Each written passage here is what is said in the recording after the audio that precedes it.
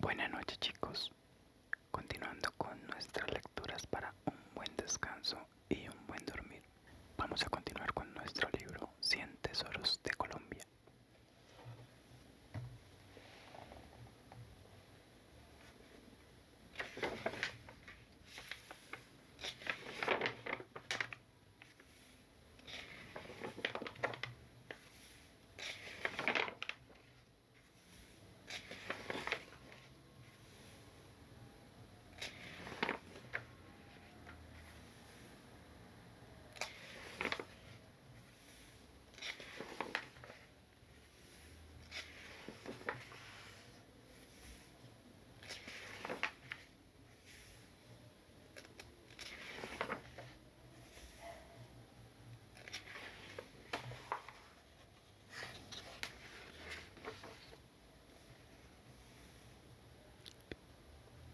Catedral de Sal de Zipaquirá, el socavón místico.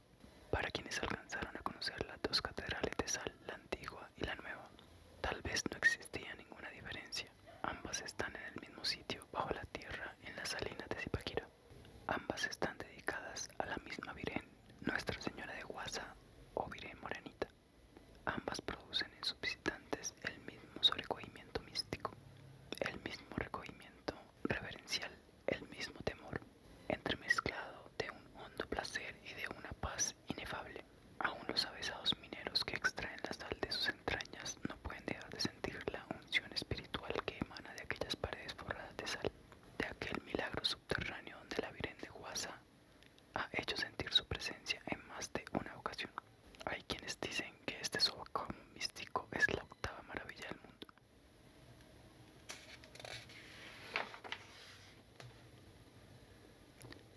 1801.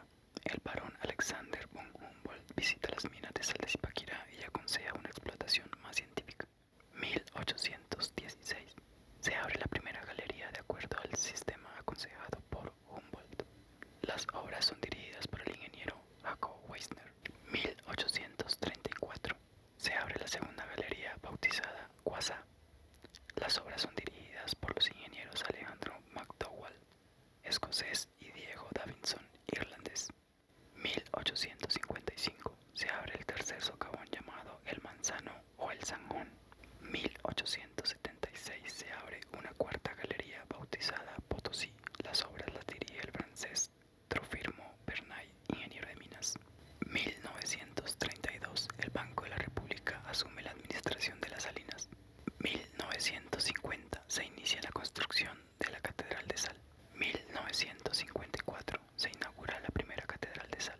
1975. Por deterioro de las estructuras se suspende la entrada de vehículos a la catedral. 1992. Ante el peligro inminente de un derrumbe se clausura la antigua catedral y se inicia la construcción de la nueva. 1995. El presidente Ernesto Samper inaugura la nueva catedral de Nuestra Señora del Rosario de Guasá. 1997. Creación del parque ecológico y temático en las 10 hectáreas arborizadas que rodean la mina. 1999. La administración de las salinas con la catedral pasa al municipio de Zipaquirá. La catedral antigua. Emocionado con la majestuosidad de los socavones que durante siglos habían abierto, primero los muiscas y después los mineros, un alto funcionario del Banco de la República, el doctor Luis Ángel Arango, acogió en 1932 la idea de construir una capillita subterránea que le fue encomendada al arquitecto José María González Concha, quien opinó que allí cumplía hacer una catedral y trazó los diseños. Unos años después, el presidente Laureano Gómez impulsó la idea y el 7 de octubre de 1950 empezaron los trabajos de unión entre los socavones en una montaña que tenía 400.000 metros de extensión y 4 pisos de excavación de 80 metros cada uno. La ceremonia fue bendecida por Monseñor Antonio Zamore, nuncio apostólico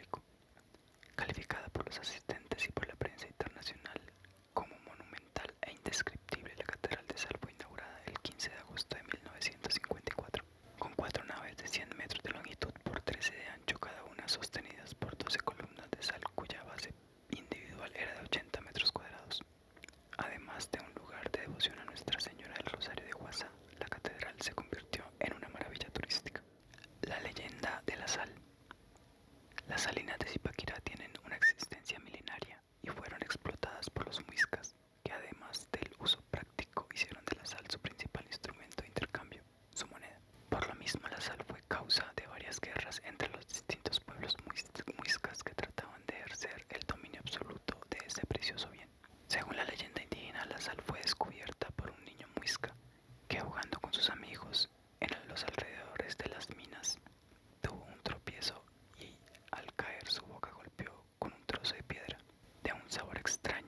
El niño llevó el trozo a los mayores, que descubrieron en él un condimento ideal para sus alimentos y un medicamento muy efectivo para algunos males. Los indígenas pronto aprendieron a transformar la sal pigua o primitiva en sal de consumo y en sal compactada. La nueva catedral. La nueva catedral quedó terminada en 1995 y se inauguró a finales de ese año, y a ella se trasladaron el 95% de las obras de talla que se encontraban en la catedral antigua, incluida desde luego la Virgen Morenita y el altar mayor, el pesebre, la pila bautismal, los ángeles y querubines, y la obra La Piedad del artista Miguel Sopó. La nueva catedral consta de 3 naves, la central y 2 laterales, y al frente de la nave central se encuentra la monumental cruz, que se aprecia desde antes de llegar al recinto. Pegada a la cruz en el extremo izquierdo está la sacristía. En el piso de esta nave hay un círculo de 78 metros que representa el mundo. En uno de los extremos de este círculo aparece la Natividad y en el otro la Piedad. La nueva catedral tiene 8.550 metros cuadrados, 2.500 más que la antigua. Su ubicación está hecha de tal modo que nunca podrá interferir con la explotación de las salinas.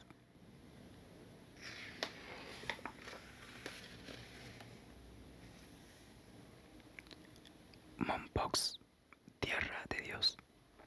A casi 250 kilómetros de Cartagena, sobre la margen izquierda del brazo del Mompox, Río Grande de la Magdalena, se levanta otra reliquia colonial, Santa Cruz de Mompox, hermana menor de aquella, ennoblecida con el título de ciudad valerosa, ilustre y señorial, con una riqueza arquitectónica igual y en algunos casos superior a la de Cartagena, y muchos de cuyos hijos han honrado la historia colombiana. Declarada también Patrimonio de la Humanidad por la belleza de su arquitectura y la armonía de su conjunto urbano, Mompox agrega a los merecimientos para ese título la calidad humana de sus habitantes, que han hecho de esta villa un centro cultural y artístico incomparable. El brazo de Mompox. El de Mompox es un brazo del río Magdalena que se desprende hacia el occidente frente a la población ribereña de El Banco, en el departamento del Magdalena, y que se une con el brazo de Loba en el sitio denominado Boca de Tacaloa. En el departamento de Bolívar forma con el brazo de Loba la isla Margarita, considerada la más grande de Colombia. El brazo de Mompox tiene una longitud aproximada de 110 kilómetros y constituyó anteriormente, hasta finales del siglo XIX, el cauce principal del río Magdalena. Ciudad cultural. Pocas ciudades colombianas muestran como Mompox un movimiento cultural tan activo, constante y variado. La ciudad cuenta además de su prestigiosa Casa de Cultura con una academia de historia de la que han salido innumerables ensayos y estudios históricos de trascendencia nacional. Publica sin interrupción desde 1942 el excelente Boletín Historial. Historial arquitectónico. Mientras que Cartagena se consolidó como plaza fuerte con predominio de la arquitectura militar, Mompox, a 200 kilómetros del mar y a salvo de los piratas y de los almirantes ingleses, tuvo un carácter de plaza comercial acentuado por el hecho de que los comerciantes y los magnates de Cartagena mantenían el fuerte de sus capitales en Mompox, con el fin de preservarlo de los asaltos y las acometidas de la piratería, e incluso crearon viviendas y asentamientos, lo cual originó una rica arquitectura civil y religiosa, y una animada gama de artesanos de la construcción, de orfebres y de ceramistas. Ya a mediados del siglo XVII, Mompox era el principal puerto fluvial sobre el Magdalena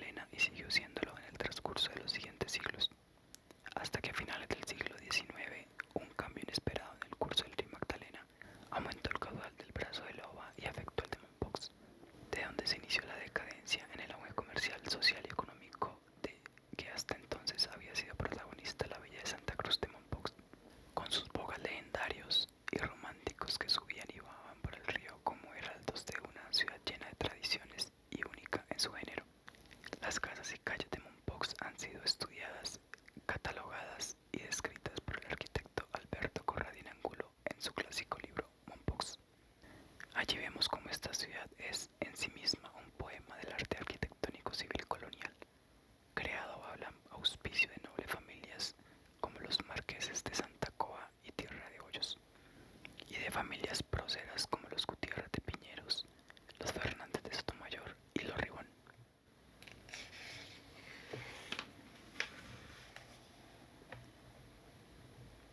(1537) Mayo 3, fundación según la tradición por el licenciado Alonso de Heredia. 1540, marzo, fundación según numerosos investigadores por el licenciado Juan de Santa Cruz. 1544, se construye el convento de Santo Domingo.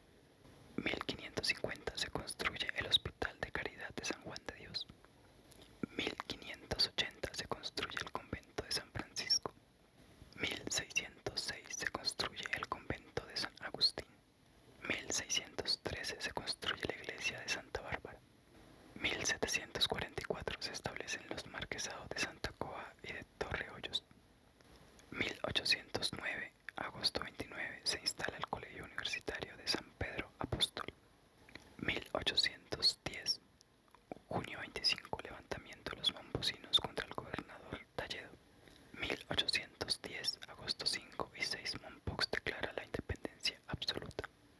1812, octubre 19, gran batalla contra los ejércitos realistas que ponen sitio a Mompox por mar y tierra. Victoria total de los patriotas momposinos. 1812, noviembre 3, Cartagena reconoce a Mompox como ciudad valerosa. 1815, abril 29, los realistas toman Mompox. 1816, marzo 11, ejecución de numerosos patriotas en Mompox. 1820, junio 19, el ejército patriota al mando de José María Córdoba recupera Mompox. 1826, abril 18, creación de la provincia de Mompox. 1852, octubre 10, ley 10 que crea el municipio de Mompox. Calles, casonas y ventanas. Lo más característico de la arquitectura de Mompox son sus ventanas. Ninguna otra ciudad las tiene iguales ni en tal cantidad. Más que ventanas, son como sonrisas sobre las fachadas de las casas y están compuestas, según lo anota Corradín Angulo, de tres elementos fundamentales: la repisa, la reja y el sobradillo. Dos calles que se extienden a lo largo del río son la muestra más acabada de la arquitectura colonial, y sobre estas calles lucen grandes casonas antaño residenciales de los ricos momposinos, nobles o plebeyos, con sus ventanas artísticas de rejas y repisas sobresalientes. Varias de estas casonas cambiaron su uso residencial privado por un uso público o turístico, entre ellas la Casa de la Cultura, el Hotel Hostal Doña Manuela, la Casa del Té de la Casa Baja, que tiene una de las más elaboradas y ricas portadas del periodo colonial colombiano. De acuerdo con el ensayo de Corradín, el Colegio de San Pedro Apóstol, el albergue de ancianos, el Colegio Nacional Pinillos con su deslumbrante arquería y el cementerio donde reposan los restos de Candelario Obeso, y se ha erigido un bello monumento en su memoria. Candelario Obeso. Mompox le ha dado a Colombia muchas figuras ilustres, pero ninguna lo es tanto como el poeta Candelario Obeso, 1849-1884. Considerado el creador de la llamada poesía negra por su libro Cantos Populares de mi Tierra, donde recoge con especial sentimiento de protesta y de nostalgia el lenguaje peculiar de los bogas del Magdalena y de las gentes de raza negra de la región. Pero además de la poesía negra, Obeso escribió bellísimos poemas dolorosos y profundos que lo consagraron como uno de los grandes poetas de nuestra lengua. Algunos dramas, la novela Sacundino el Zapatero y tratados para la enseñanza del inglés y del francés. Mompox o Mompos. Cuentan los historiadores Santiago Pérez Mendoza, Emilce Hernández de Pérez e Iris Esperanza Ospino de Arbeláez que los indígenas pobladores de las tierras de Mompox, Malihúes, Talaicúas, Menchiquejos y Tamalahuatecas estaban dirigidos por el cacique Mompox, quien ordenó resistir a todo trance a los invasores. Alonso de Heredia, comisionado por el gobernador de Cartagena, Juan de Santa Cruz, las pasó duras para cumplir el cometido. El cacique Mompox era un guerrero hábil, dotado de una gran inteligencia, estrategia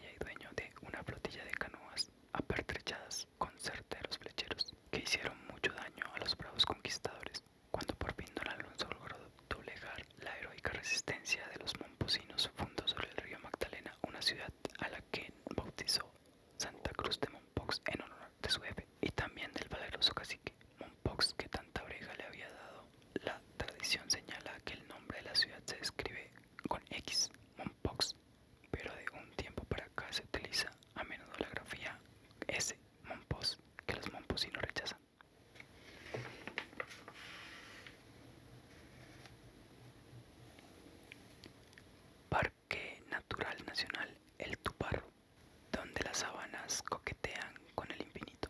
El Parque Nacional Natural El Tuparro se encuentra en el extremo sur del Bichada, recostado contra el Orinoco en el límite con Venezuela. Viajeros ilustres y grandes conocedores del globo lo destacan como uno de los lugares claves de la belleza en el mundo. Lo limitan por el norte con el río Tomo y por el sur al Tuparro y el Tuparrito. El sabio Humboldt, en su viaje a las regiones equinocciales, remontó el Orinoco viniendo de Venezuela en compañía de Amadeo Bonpland, allá por 1800. Narra emocionado como en las márgenes del gran río millones de tortugas desovaban en las orillas. Bandadas de corocoras y garzas opacaban la luz del sol y de vez en cuando un tigre se asomaba al paso de los viajeros.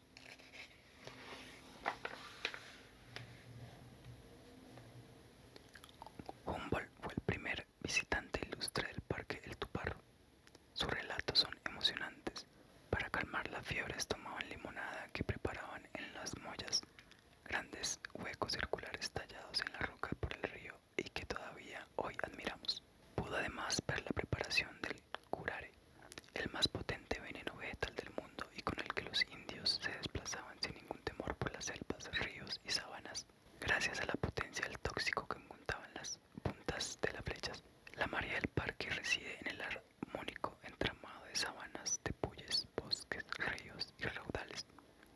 En todos ellos abunda la flora exótica y una fauna rica en animales que cubren todo el espectro de la zoología. Tigres, pumas, tantas, chigüeros, venados, osos hormigueros, boas y anacondas gigantescas, caimanes y babillas, águilas, garzas de todos los colores y los gigantescos y desgarbados garzones soldados. En los ríos, valentones, bagres de 2 metros y 20 arrobas. El sabio Humboldt descubrió una especie nueva de mico, el cariblanco. En el capítulo de la flora se destacan las palmeras y entre ellas el moriche, llamado cananguche, más al sur. Los indígenas aprovechan esta palma en su totalidad, los frutos para comerlos o para fabricar chicha, el tallo para hacer las casas y las ramas para techarlas. Humboldt le contó 44.000 flores y 8.000 frutos a uno de esos moriches del Parque El Tuparro. El atractivo principal del Parque El Tuparro es el mítico raudal de Maipures. A lo largo de 6 kilómetros el río se encabrita, chorros, remolinos, piedras traicioneras hacen imposible la navegación. El sabio Humboldt lo llamó la octava maravilla del mundo. Visto desde el aire es un laberinto de chorros y cascadones. Desde lejos en la sabana se oye el lejano murmullo del raudal, arma suprema de Mapiripana para detener para siempre a su amado misionero. Aguas abajo, llegando a Puerto Carreño frente al pueblo de Casaurito, el río Orinoco forma otro raudal de notable belleza, el de Atures, escalando sin mayores problemas la roca de la isla de Carestía o Guajibos. El visitante queda extasiado frente al gran espectáculo, las sabanas y límites, la desembocadura del río Tuparro en el Orinoco, los inmensos playones de arena amarilla que se forman en el verano, el centro para recibir a los visitantes levantado en una roca frente al raudal del Maipurés. El Orinoco, río de aguas leonadas, viene de la entraña de Venezuela en dirección este-oeste y al tocar a Colombia tuerce bruscamente en ángulo recto y se dirige hacia el norte. Va así formando el límite entre los dos países. Por él entraron desde la conquista misioneros y buscadores de oro que iban tras el mítico mundo de El Dorado.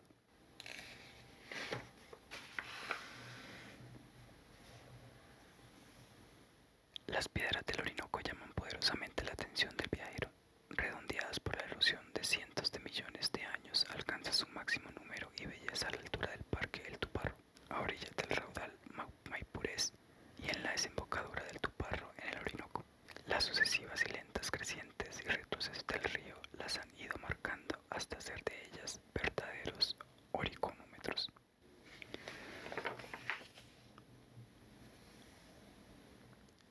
Salamina, hecha de poesía. De pocas ciudades en Colombia como de Salamina Caldas tienen sus habitantes una noción tan clara y un orgullo tan arraigado de su esencia de ser. La poesía. Salamina, hecha de poesía y de poetas, es un semillero impresionante de intelectuales como lo hicieron constar Jairo Maya y Rubén Sierra Mejía en un famoso libro. De acuerdo a este espíritu poético, se ha delineado desde su fundación ya en la República 1825 la arquitectura de Salamina, ciudad de las típicamente republicanas en Colombia. Su valiosa misterioso y singular centro histórico ha conservado los cánones de la nueva arquitectura que vino con el advenimiento de la República y por ello mantiene un atractivo invencible para los turistas, para los estudiosos y para los poetas de ambos sexos. Su clima, 22 grados centígrados, es ideal y de una suavidad que hace al decir de Fernando de Duque Macías: la mañana más temprana, la tarde más prolongada y la noche más clara y serena. Como marco natural de sus hermosos parques que guardan perfecta armonía con el entorno arquitectónico y con la cultura y el encanto de sus habitantes. Así define su ciudad el poeta Eudoro Duque Maya. En Salamina todo tiende a la poesía. La diafinidad del cielo, sus manzanas, sus soles enormes, sus mujeres, sus montañas y todo porque el sitio es como un clima eléctrico en medio del cual vive un pueblo para el espíritu y el pensamiento. Ubicada en el departamento de Caldas, tiene una altura sobre el nivel del mar de 1822 metros, distante de Manizales a 74 kilómetros y de Bogotá a 255. Fundada el 8 de junio de 1825, declarada Monumento Nacional en marzo de 1982. El nombre de Salamina le fue puesto a petición de uno de sus fundadores, que así quería rendir homenaje a la batalla de la isla de Salamina, en la que el ateniense Temístocles venció al rey persa Jerjes.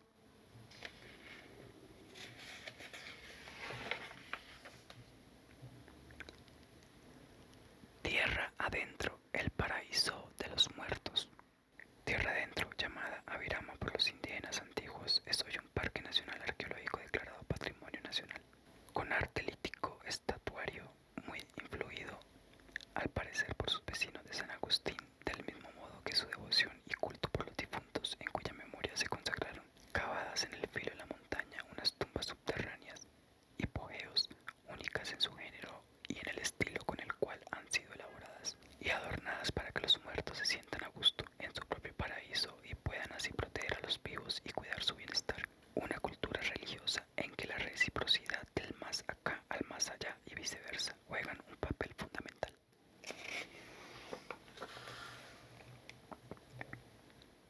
Los hipogeos.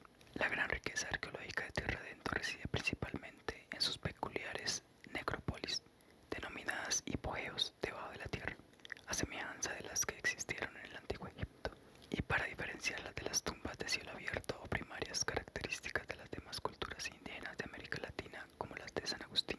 Estos hipogeos nos dan una idea clara de la extrema importancia que los aviramas de Tierra Adentro, para identificarlas de alguna manera, le daban al culto funerario.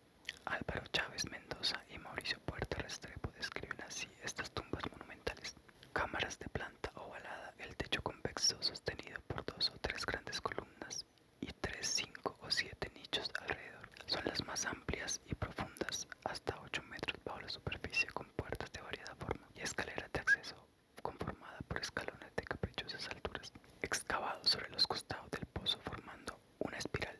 En su interior, fantásticas pinturas en blanco, rojo y negro decoran columnas, paredes y techo, y figuras de seres misteriosos talladas sobre las pilastras que separan los nichos rodean el espacio vigilantes. Las estatuas de piedra.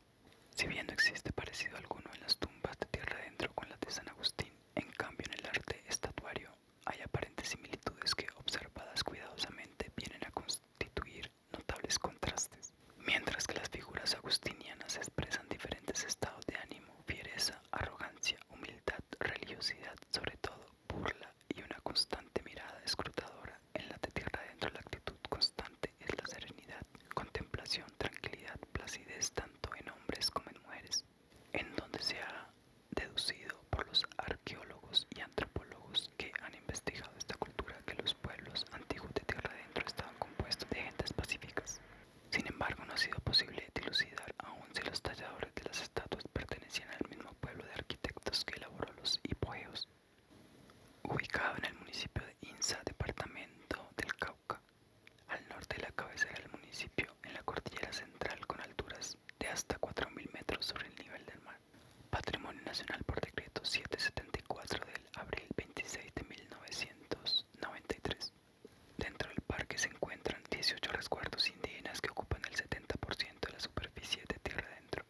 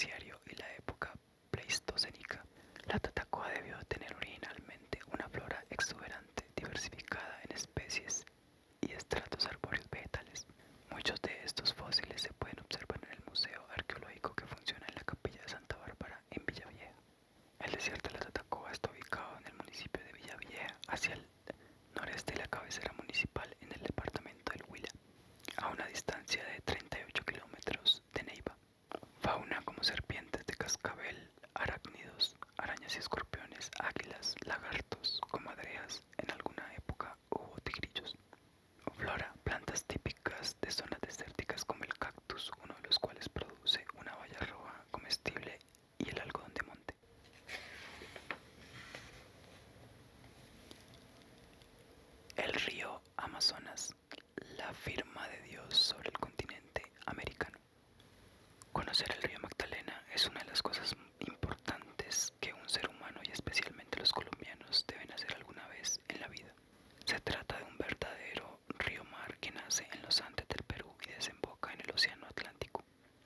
Luego de recorrer una distancia de 6.788 kilómetros, su cuenca de 7 millones de kilómetros cuadrados es la más extensa del mundo y está formada por el bosque tropical húmedo más grande del planeta, distinguido con el nombre genérico de Amazonía o selva amazónica.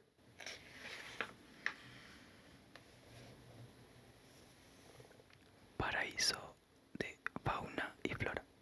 El oxígeno de la humanidad se purifica mayormente en la Amazonía. Los científicos afirman que allí existen innumerables especies de plantas todavía sin clasificar, varias de aves, muchas de anfibios y millones de insectos. El tucán, la guacamaya y el águila arpía entre las aves son los animales distintivos de la selva amazónica. Las grandes anacondas de 10 metros de longitud entre los reptiles y el jaguar entre los mamíferos complementan el cuadro de los grandes animales de la selva. El mico fraile sirvió al científico Petorroyo para sus estudios sobre la malaria. Hablar de Victoria Regia y de caucho, la siringa como se le conoce en la historia, es pensar en el mundo vegetal de la selva al cual pertenecen árboles, enredaderas, bromelias, orquídeas y parásitas de miles de especies, géneros y familias de la ciencia botánica. Son varias las selvas que pueblan la Amazonía. Hay una inundada todo el año y otra temporalmente. Se encuentran también macizos rocosos con vegetación muy diferente al resto del conjunto. Dos clases de ríos recorren la selva, los blancos que vienen desde la cordillera oriental, como el Putumayo y el Caquetá, y los negros que nacen en la entraña de la Manigua, como el Yarí. Un río marcado por la historia.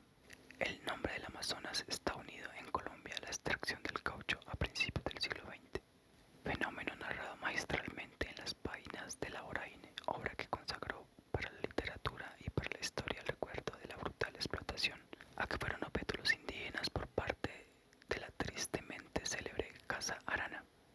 En 1932 vendría el conflicto colombo-peruano, otro hecho histórico que profundizaría todavía más la desintegración de las etnias amazónicas.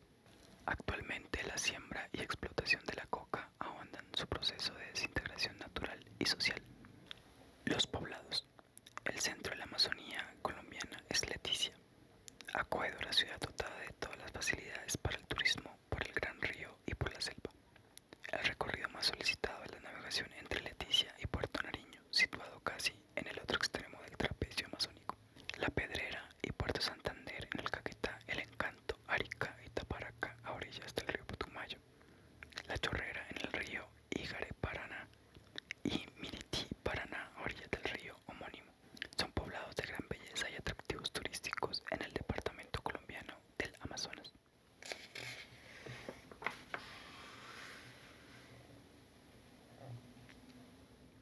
Ciudades de piedra del Guaviare, donde la selva se funde con la roca.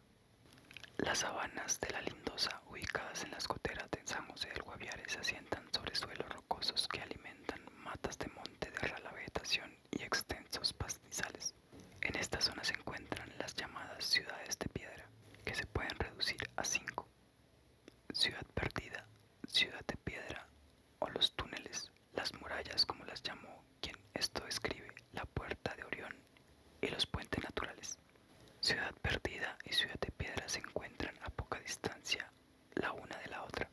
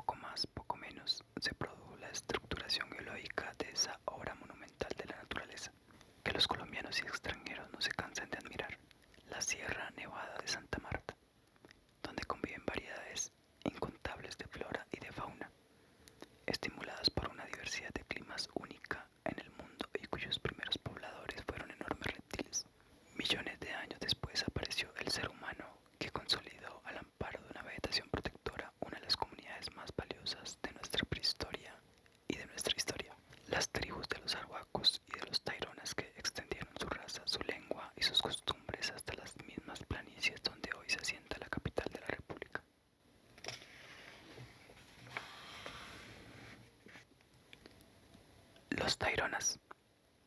En lo esencial, los Taironas eran un pueblo de granjeros y arquitectos, y en torno a estas dos actividades giraba su modo de vida. En lo político y lo religioso mandaban los naomas, supremos sacerdotes, y en lo militar los caciques. Los ciclos agrícolas estaban regidos por el movimiento de los astros. Cuadrillas especiales se dedicaban a la caza y la pesca, cuyos excedentes se intercambiaban con tribus y regiones de todo el país. Tenían una intensa industria textilera y apícola que también formaba parte de su comercio exterior. Como las demás tribus colombianas, los taironas sentían un profundo respeto religioso por los muertos. Los enterraban con lujosos ajuares y les dedicaban un culto permanente. Los hombres taironas tenían como actividades sembrar, cazar, pescar, tejer hamacas, comerciar y hacer la guerra, aunque su índole era más bien pacífica y solo empuñaban las armas para defenderse. Las mujeres taironas cosechaban, atendían el hogar, la cocina, tejían mantas y vestidos, y las esposas atendían a la salud de su marido, pues los taironas eran polígamos. 100 millones antes de nuestra era se configura la estructura básica de la Sierra Nevada de Santa Marta como el macizo montañoso del litoral más elevado del mundo. 3000 años antes surgen los primeros pobladores de la Sierra Nevada. Se configura la raza tairona, compuesta de cazadores y recolectores. 1000 años antes, los tairones construyen Ciudad Perdida. 1499, la expedición española de Alonso de Ojeda y Juan de la Cosa pasa frente a las costas de la Sierra Nevada de Santa Marta. 1501, la expedición al mando de Pedro Alonso Niño y Cristóbal Guerra desembarca en tierra firme y comienza la invasión del país de los taironas. 1501, Rodrigo Bastidas llega a la bahía de Caira y establece el primer contacto directo con los taironas. 1525, Rodrigo Bastidas funda Santa Marta, la primera ciudad colonial española en tierra firme. 1923, J. Alden Mason inicia los primeros estudios sobre la cultura tairona. 1931, Alden Mason publica el libro Archaeology of Santa Marta, Colombia, de Tairona Culture. 1946 a 1950, estudios de Gerardo Reichel Tolmanov sobre los taironas. 1975, descubrimiento de Ciudad Perdida. 1976, el Instituto Colombiano de Antropología ICANN inicia la recuperación de Ciudad Perdida y envía a un grupo de investigadores. Urbanismo de ayer y de mañana. Aunque es por ahora imposible determinar cuánto era el conocimiento matemático que poseían los taironas, Ciudad Perdida demuestra que había entre ellos arquitectos avesados con un conocimiento a fondo de las ciencias astronómicas, de modo que sus conjuntos habitacionales estaban construidos de acuerdo con la dirección del viento, la salida del sol y otros factores ambientales cuyo adecuado aprovechamiento garantizaba la calidad de la vida del pueblo tairona. No es este tipo de urbanismo el mismo que hoy se esfuerzan por imponer, todavía no con éxito, los arquitectos exponentes de la corriente más progresista del modo de vida contemporáneo, con vistas a la recuperación de la ciudad para el hombre, pues esa era la concepción urbana de los taironas, hacer la ciudad acoplada con el medio ambiente, para procurarles a sus moradores una vida mejor, más saludable, placentera y provechosa.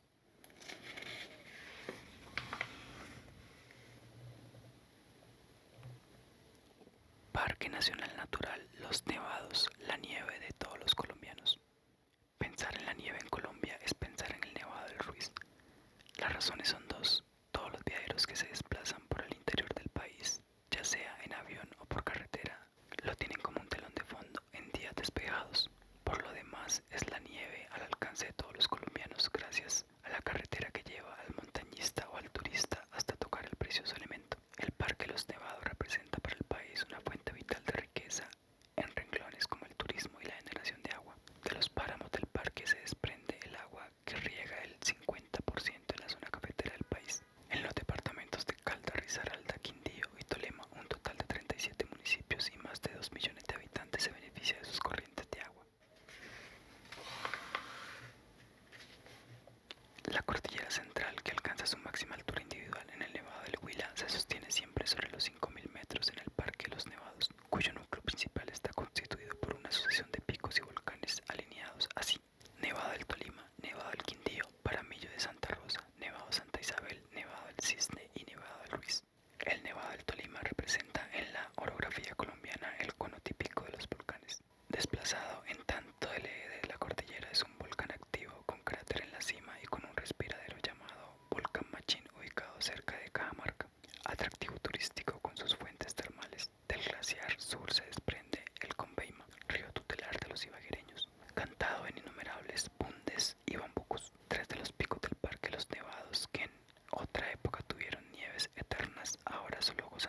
además en los amaneceres más fríos, el volcán del Quintío, el Paramillo de Santa Rosa y el Nevado del Cisne.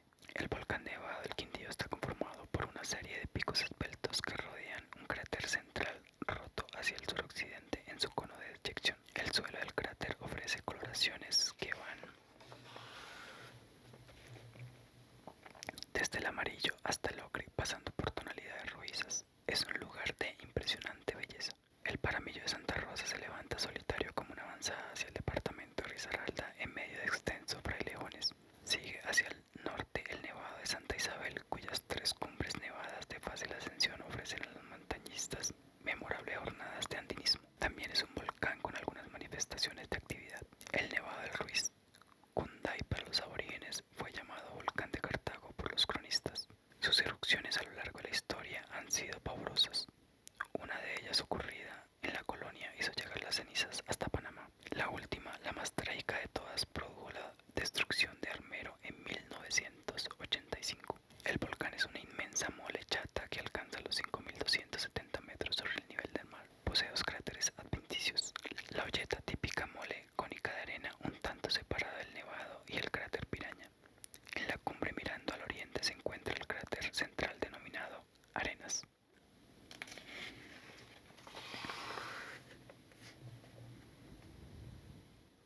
Barichara, el milagro de piedra. Barichara nació en torno a un milagro y a una piedra. Fue al comenzar el siglo XVIII cuando un campesino de la región creyó ver nítidamente dibujada sobre una roca una imagen de la Virgen. Pronto se regó la noticia del milagro y los campesinos hicieron de la roca un motivo de adoración, lo cual le inspiró a don Francisco Pradilla y a Yerpe la idea de fundar allí una aldea. En 1705, esta se denominó primero Para Florida, después derivó en Barachada y para mediados del siglo se concretó en Barichara, nombre con el cual fue erigida en villa y parroquia en 1751.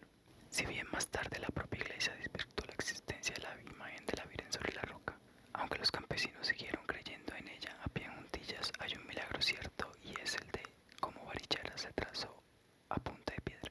Con piedra se han cubierto sus calles y levantado sus casas y sus templos y su cementerio, único en el mundo adornado con ventanas y rejas. También el templo de Barichara, erigido en homenaje a la Virgen de la Roca, es algo sui generis. Está sostenido por 10 columnas monolíticas labradas de 5 metros de altura por unos 70 centímetros de espesor. Con todo el resto de la construcción asimismo en piedra, la piedra constituye el timbre de orgullo, el mejor blasón de la ciudad, ha dicho con razón el escritor Vicente Landines Castro. Barichara cuenta con varios sitios de interés turístico como el Museo de Arqueología de Guane, la Capilla Guane, la Casa de Aquileo Parra, vestigios históricos de poblaciones indígenas y unas cuevas naturales muy visitadas. Bueno chicos, con este sitio maravilloso de Colombia, Barichara, terminamos por esta noche nuestras lecturas para un buen descanso y un buen dormir. No olviden suscribirse a mi canal, darle like a este video y dejar en la casilla de comentarios alguna sugerencia de